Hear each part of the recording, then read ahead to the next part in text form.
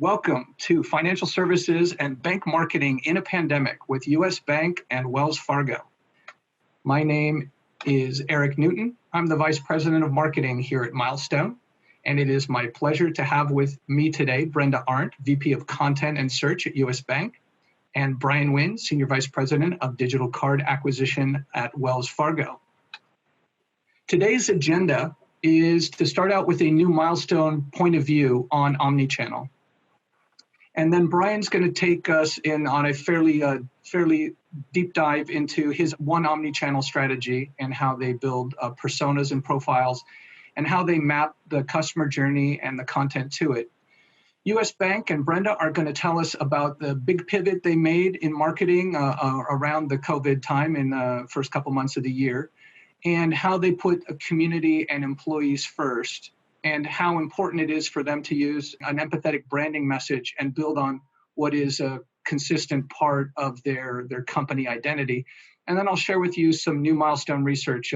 All right, so let me start out with this POV. And the POV that I'm going to share with you is that the internet is a platform everyone uses. So almost every business is going to have a homepage and a website. This is where we were 15, 20, 25 years ago. This was the basics.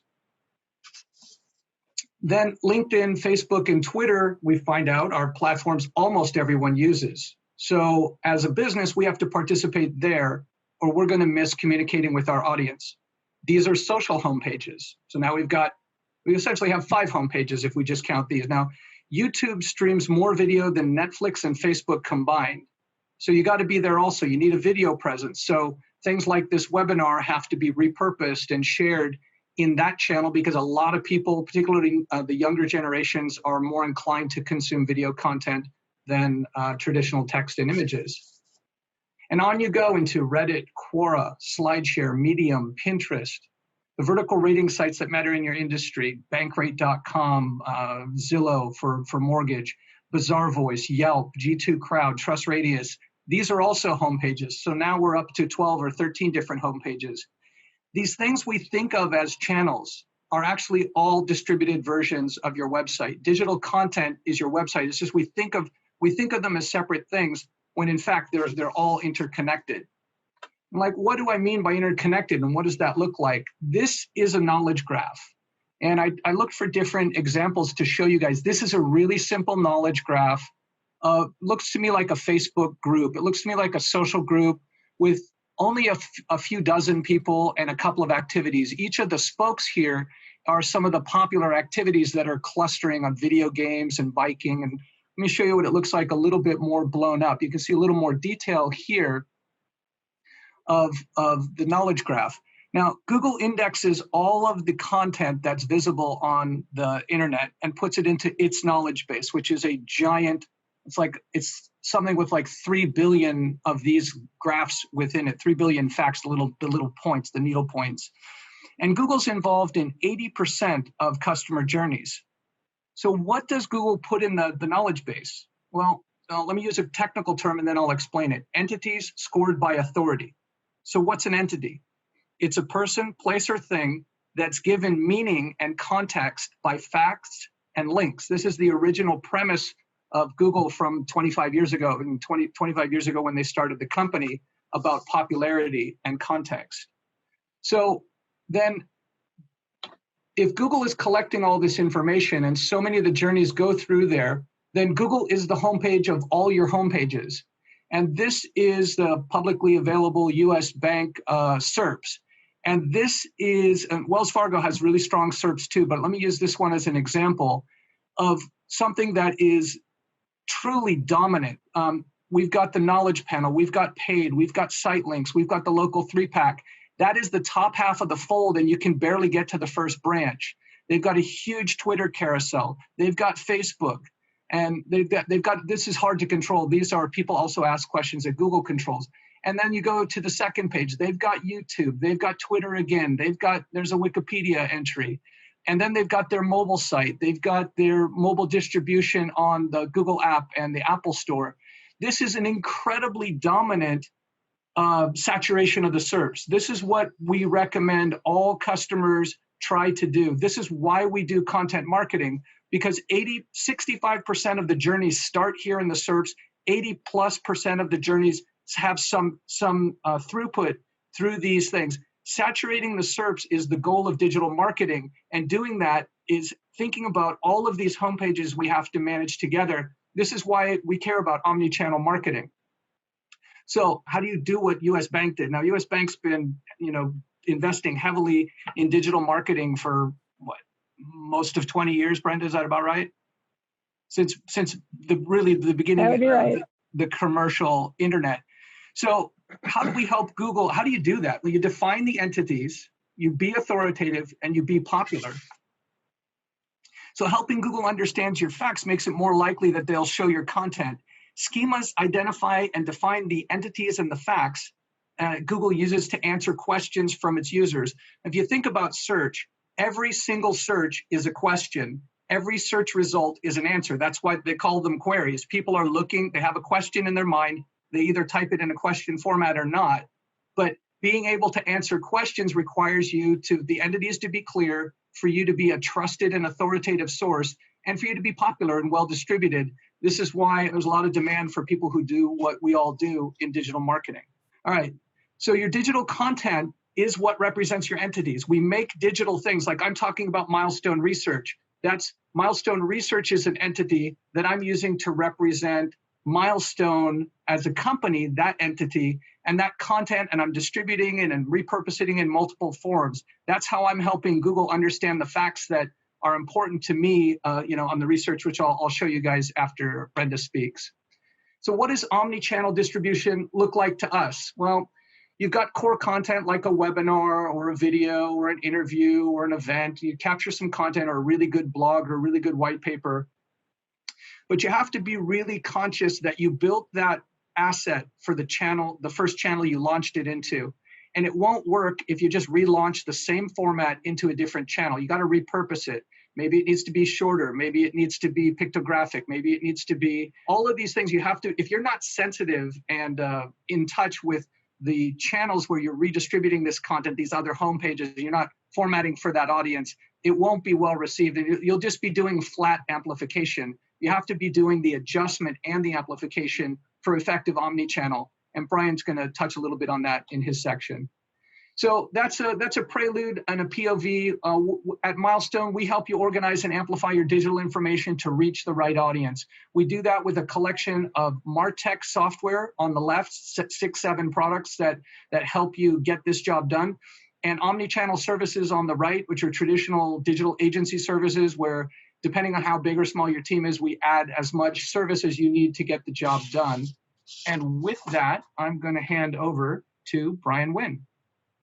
Thanks, Eric. And I can't echo enough the importance of the components that he talked about with ensuring that you've got like the right message spread across the different platforms to ensure you've got a unique and consistent customer experience across the digital ecosystem. And so, as we dive deeply or further a little bit into specifically how we at Wells Fargo think about digital marketing and delivering exceptional omnichannel campaigns, spoiler alert, it starts and ends for us with the customer, as it should for everyone else. And so on the next slide, I've got a bit of a content heavy slide here. So I won't read through all of the specific dimensions or components of how we think about ensuring that our marketing strategy is connected. But again, focused on the customer, these 6 components of how we define what it is that we're doing, why we're doing it, how will we do it, and the outcome that we expect. Again, there is a deep level of intent and purpose, and we kind of obsess about each of these components to ensure that we get a solid customer experience that comes out of a new campaign or a new marketing program. But I will say that within each component, we always take and tie back to the customer, how we will stand out against our competitors, and how we will specifically, though, meet the needs and the wants of our customers in an authentic and humanistic way. And so the next slide is, focusing on our targeted audience. We design our target audience with a unique perspective of looking at offer differentiation and how will we be relevant from a message perspective, and ensuring that we are effective and efficient in reaching consumers in their channel preference. We can design the best product in the world, the best message in the world, but looking at that first chevron, evaluating the scale. And so we do deep analysis on what is the population, what's the demographic of the population, what are their financial services, their wants and needs, and can we profitably meet them? And if so, then how do we further define that in terms of their behavioral and psychographic behaviors? And so we layer on, if you will, so some might assert that demographics are dead, but they aren't. They essentially kind of give you an outline of your target. And then for a financial services company, it's incredibly important that we identify that first, but then ensure that we layer on their psychographic needs. And then do they have attributes that we can easily kind of parse out and say, yeah, we can target these and we can evolve these over time to consistently be relevant and meaningful to our customers. And identifying wants and needs, it's while it appears as though that's kind of a linear step, I think that's an ongoing step, because consumers, they go across whether they have an interest in a rewards card or a cashback card, or maybe they have an interest in a low rate or a balance transfer card. And so different financial needs at different points in their lives. And so there's a consistent check back in, leveraging digital insights, whether they be insights that we have on consumers from, on us data or even third-party data. So we consistently track back to ensure that we understand the interest profiles and we tie the deep insights into segment behaviors, and so that we can accurately target.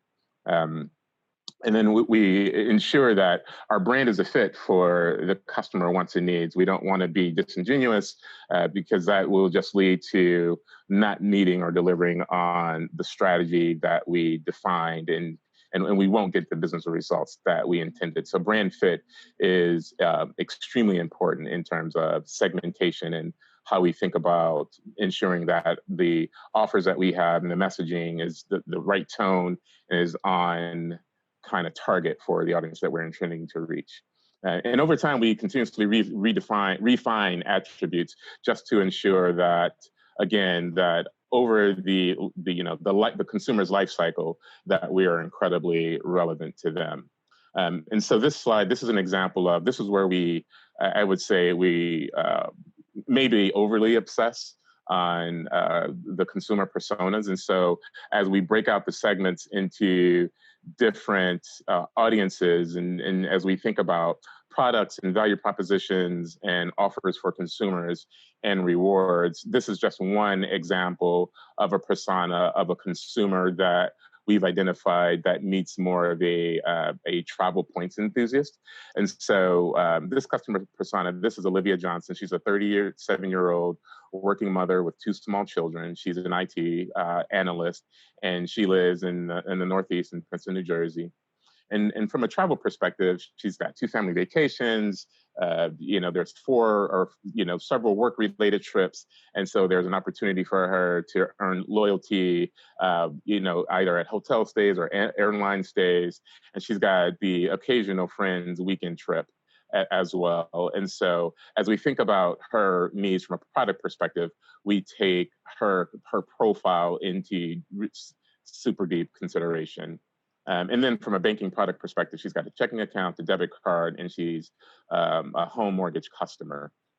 So she just happens to be traveling from work to home one day, and she's, after a long days of work, she's thinking, wow, I really need a vacation. And she's hoping to get one planned in the midst of her busy life between, demanding job and demanding home life. And, a trip to the Caribbean would be amazing for her, just a little bit of a getaway. And she's thinking about ways to fund that vacation. And one thing that she's aware of, kind of high level, is that there are rewards cards out there that could enable that travel experience. And so she goes to the Points Guy's website. So essentially, and if you go to the next slide, Gaurav, you'll see that the consumer learning journey, as Eric was alluding to, starts in third-party digital. So, it is incredibly important that we show up and we are relevant in the channels where customers start their shopping journey, where they start to compare and contrast us as a card issuer to the competitive landscape that's out there. And so it is incredibly important that we are where consumers are just starting to learn. So we want to build that broad awareness. And so Olivia visits a third-party website called The Points Guy. And many of you may have heard of this popular website. It's where there's lots of content about how to best travel, cards that enable that travel, and the value propositions and how to get the most value out of those cards. And so she stumbles upon our product that's out there, the Wells Fargo Propel card, which she finds very interesting. So she clicks through to get to our landing page to consume more information. But as she's getting to her stop, she kind of stops her learning journey at that point. But she remembers she's got Wells Fargo Propel card in her brain. And so later on, she actually comes to our website, remembering that, oh yeah, there was an offer that was, or there's a product that was out there that's interesting to me. And so on the next slide, you'll see how we tie her third-party kind of learning experience in that we know that she arrived on our landing page. And so we work to ensure that we are connecting all digital touch points, leveraging available Martech and the latest and greatest kind of digital analytics tools. And so once we connect that, Olivia, or this consumer in particular, not at the one-to-one personal perspective, but we've connected that we recognize this person has visited our landing page from a third-party site, and now she's within our own channel.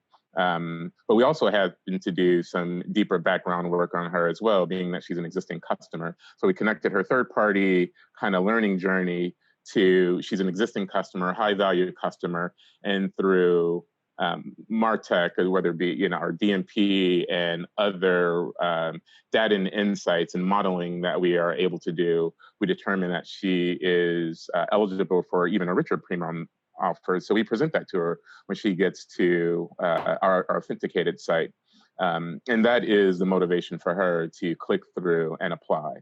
Engagement starts at new account opening, and so the sales cycle isn't completed just because the consumer could, applied and they got approved for our card. It's always about what's that next best action for that customer to take to be further educated and provide deeper levels of awareness into our core card program. So we enable an interaction to go to our rewards platform, so she can immediately begin to learn how do points work for her. And so as we think about an omnichannel marketing campaign, connecting third-party digital to own channel digital, and then carrying that through to early month on book. So like her first, kind of engagement with us is now learning about rewards, which deeply ties to her original behavior, which is she wants to travel and she wants to leverage points rewards to enable that feature. And so we do deep levels of analysis, like I was showing on the previous slide, with evaluating the scale and evaluating the wants and needs of consumers to ultimately get to a frictionless customer experience where we take the guesswork out of the customer and provide them with opportunities and insights to interact with us based off of their wants and needs. And so when we look at how we typically go to market, it's typically with a 360-degree marketing approach.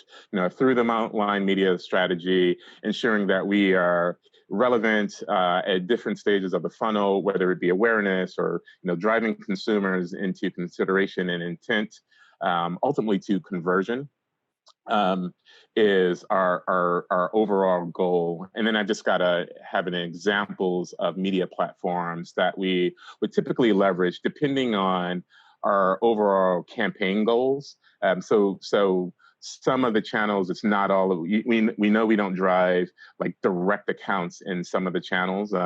Paid social is a good example, or even programmatic display and addressable TV, but those are channels that are meant to ensure that we interject ourselves along the way of the consumer journey, so that consumers aren't just informed of our products, and so by the time they are ready to apply for a card, they have that, oh yeah, there's a product that I saw that's out there from Wells Fargo, and whether they come to our website or whether they go to a paid search engine.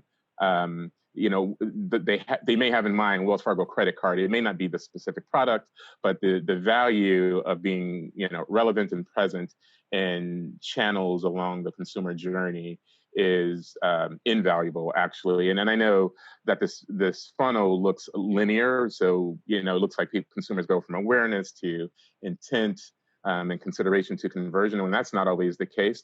I think it's more of a loop or a journey. So we ensure that we have an effective media mix to capture where consumers are in their learning journey, and ensure that we're always present and relevant along the way.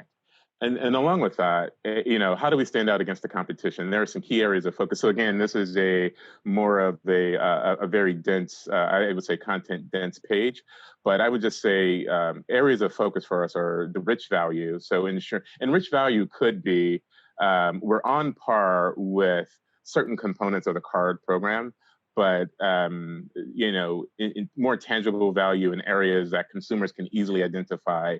And we bring that out in our messaging, we bring that out in the overall application experience so that we stand out. And again, it's critical for us to have a more connected approach. I think there have been times where we've even ourselves gotten caught up in silos, and the offline channel thinks about offline, and third-party digital thinks about third-party digital, and own channel teams think about own channel, and there's no connected experience, and so we obsess over connecting the journey just so we appear as one Wells Fargo to consumers across both digital and offline channels. And what that earns us is a superior customer experience, optimized investments, which is critical.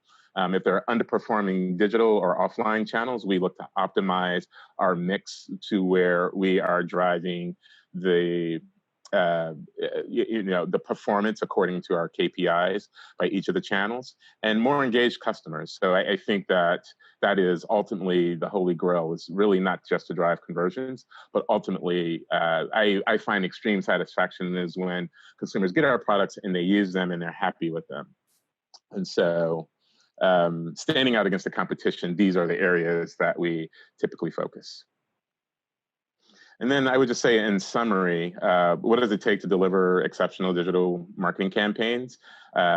Just to ensure that you have a connected marketing strategy centered around the customer. Avoid the silos as best as possible. I know that many organizations we're trained to be sort of entrepreneurs and run our channels like we own them, but we have to have more of a shared model, because it's about the enterprise and not just our individual channels. And ensure that as you build your segments, leveraging demographic and psychographic profile data, that you're ensuring that your brand is the right fit for the target audience, and you've got appropriate scales so you meet the expected business goals.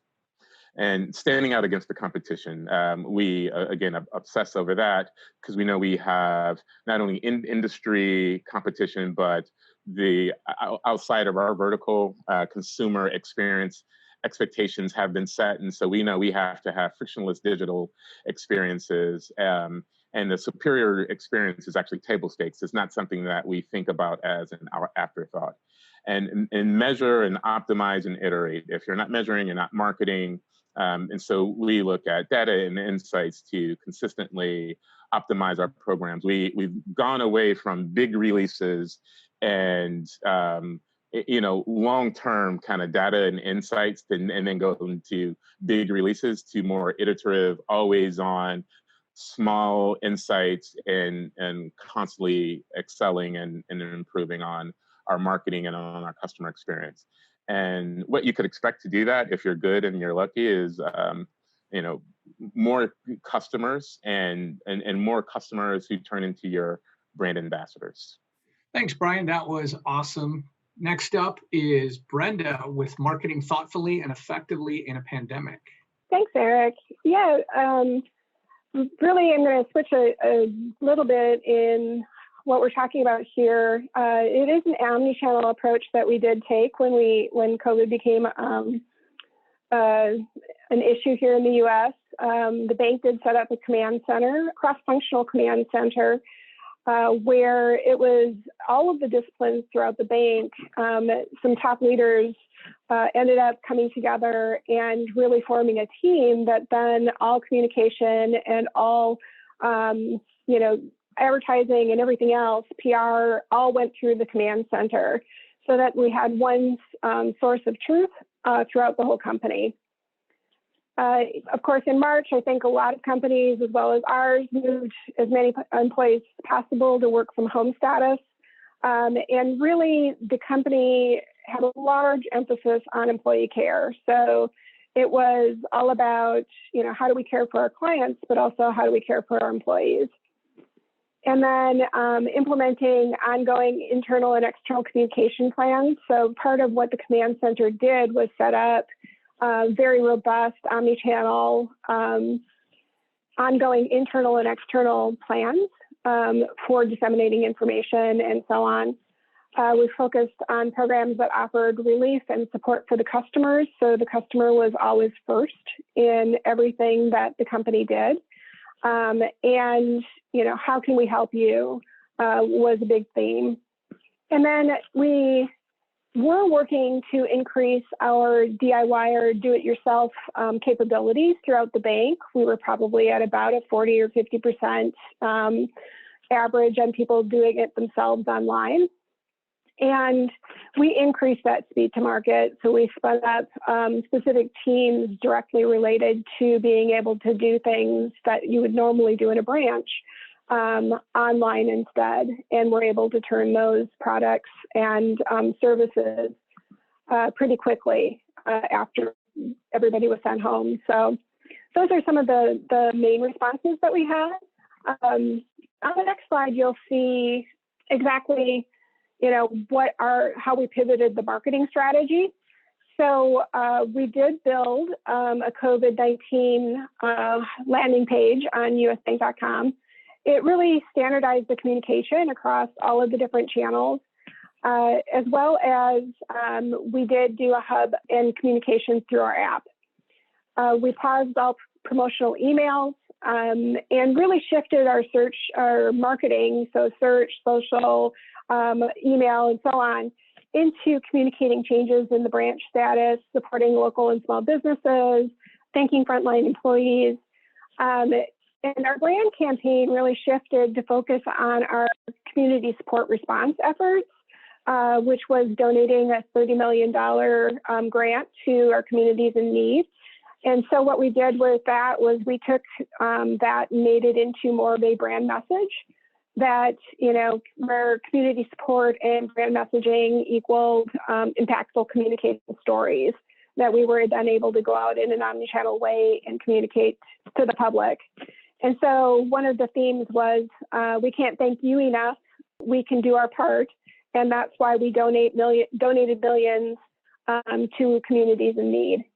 So it was a message around thanking our frontline employees, as well as those frontline employees that were, doing their part, thanking people for staying home and, telling them exactly how we were helping within our communities.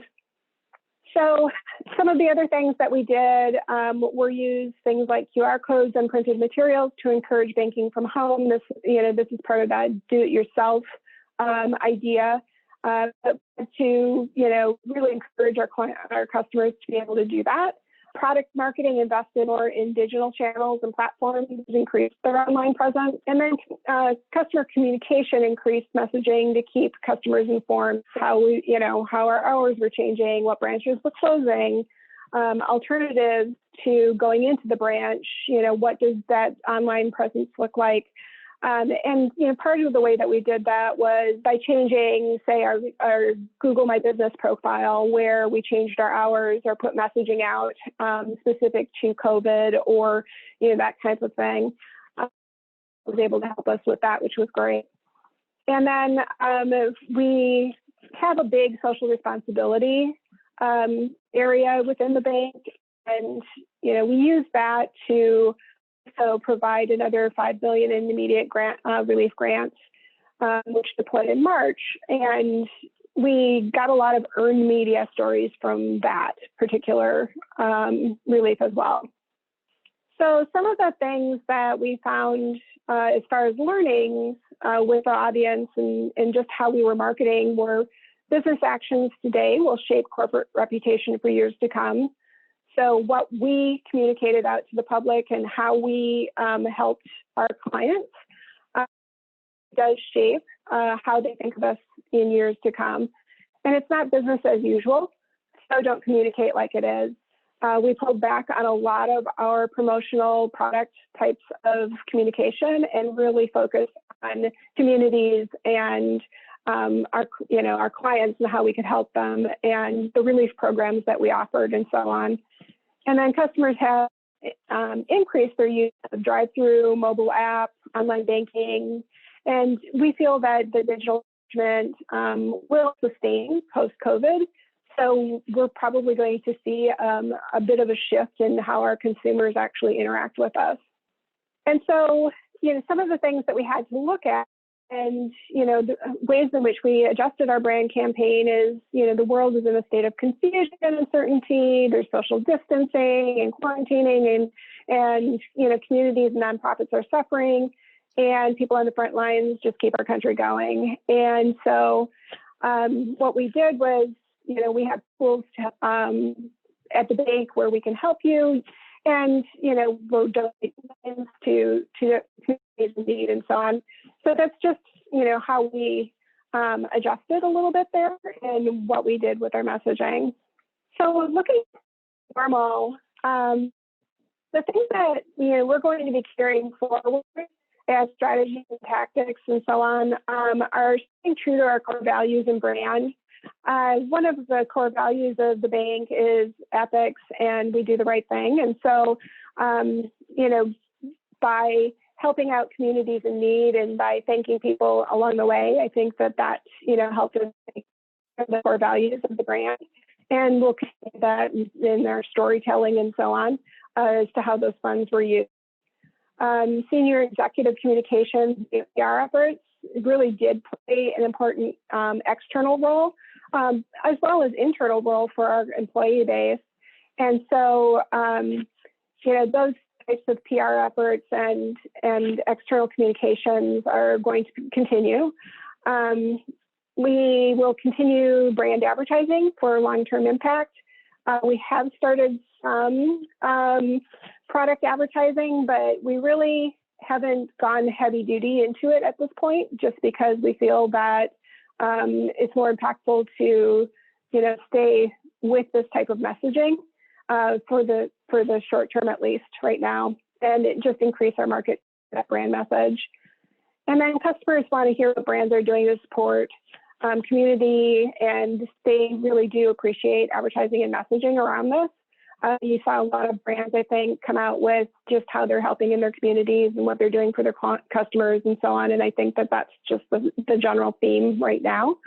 And then we do anticipate a continued digital engagement going forward. And the bank is working very hard on that DIY strategy and making things easier for our clients online. Really taking everything that you could do in the branch and moving it into the online space. And those will be ongoing efforts as they go through this year. All right, Brenda, thank you so much. I told you we had some research information to share with you. And the first finding is a benchmark on the technical use of schemas.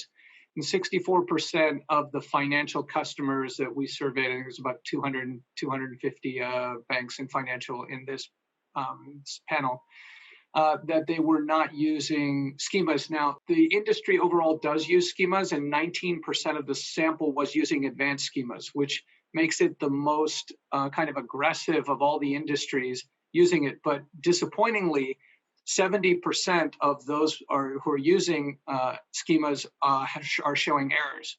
So when you have errors, you sort of negate the opportunity to communicate and signal to Google for what this entity is and where it goes in the knowledge graph.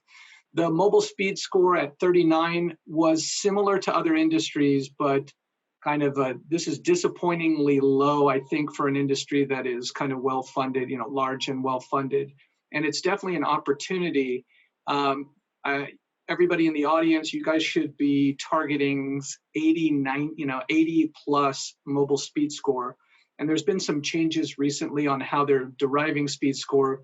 But if you look at the subcomponents, how fast is the page loading? They're really trying to get at the user experience. Now, 97% of the sites we looked at are not using AMP. And AMP has been around a while, about 5 years, and it is a really powerful opportunity to increase the speed. And it's not the only way to increase speed, but it's Google's recipe for creating pages that load quickly, and it gives you the AMP marker in the mobile search results. And what we see is pretty consistently 15 to 25% more page views. So we see new arrivals, we see a different group of people coming in mobile, and then we see them using more page views because they're loading faster and they have really good engagement on the site. And I'm even seeing mobile conversion, which, on my B2B site and B2B customers, you don't usually expect a lot of performance directly from mobile. But we see that with AMP because the experience is enhanced for people who really want to use that device. So if you guys want a copy of this, you can go to gomilestone.com, industry benchmarks. All of my research reports are in the ebooks and white papers section of the resources section of my website. Now here's two new research reports that are kind of digging deeper on the impact of schemas and AMP specifically. And the first one's a benchmark. The first one I just showed you is a benchmark, but schemas, do schemas work? And schemas have been around for 10 years now. And is the juice worth the squeeze? And this research definitively shows it is worth the squeeze. And I think Brenda's going to be able to comment a little bit on that when we get to the panel discussion on what you see. So for, tens and tens, hundreds of hours of work to do advanced schemas, but we see increase in visibility, rich media results in the SERPs, impressions, traffic arrivals, and all of that leads to better performance on whatever conversion metric our customers are looking at. Now, AMP also, we did a similar measure of AMP. Does it work? And in order to create AMP sites, AMP pages, you create alternate versions of the existing page with the AMP markup. And when Google sees that the device is mobile, and it'll pull the AMP page instead, the person will enter on the AMP page, and then they can go from an AMP page to non-AMP pages on that experience. But the more AMP pages you have, the more it's connected and fast for them to move through your website. And what we see with the AMP increases speed, core vitals, and specifically a big increase on the CLS, which is the content layout shift, which is the content moving around if the page is unsettled. And if you're on a mobile phone, it's particularly bad to have things move around because you touch the wrong thing with your finger and end up in the wrong spot. So Google has been essentially rewarding sites that are getting that CLS score down, and AMP pages have much better CLS than sites that don't use AMP. Rank, traffic, and revenue all increase with AMP. So if you want to see this research, there's the URL. We will be sending out the deck and the video to all the attendees and registrants. So if you want to sign up for a free performance audit, so the first 10 of you, these take us a while to put together. So if you would like us to look at your schemas, your AMP, your speed, your SEO, your technical SEO, and your ADA conformance, we will do that for you for free for the first 10 that register. Go milestoneinternet.com/audit. All right, so I've really enjoyed preparing the content with Brenda and Brian on this. And just to remind you of the things that each of us cares about together and kind of separately, understanding your customer. That if you're not understanding what your customer needs, you're just creating kind of junk digital content and junk experience. You got to connect the dots between your channels, your content, and your colleagues. If you're not breaking down the silos, you're not really going to have an integrated experience. I learned from Brenda's content that you can manage and enhance your brand even in a crisis. I don't think that was everybody's first instinct. I think everybody's first instinct was, oh God, like we have to change so many things. And US Bank, like from its principles, and it's recognized in the industry for being consistent at that, they didn't jump on it as an opportunity. The crisis was an opportunity to extend something they'd already been doing, which is really kind of good, clear-headed, medium-term, long-term brand management, and really commendable and kind of inspiring. The crisis will accelerate digital transformation. All three of us spoke about how that's going to be happening, how much more important digital channels are going to be. And that, my key takeaway that I want to leave you with was that Google is the homepage of all your homepages across the internet. And you need to get that content right on your with schemas, with AMP, with speed, with experience, with crawlability, with visibility. And that's how you're going to communicate to Google that this is valuable, authoritative content.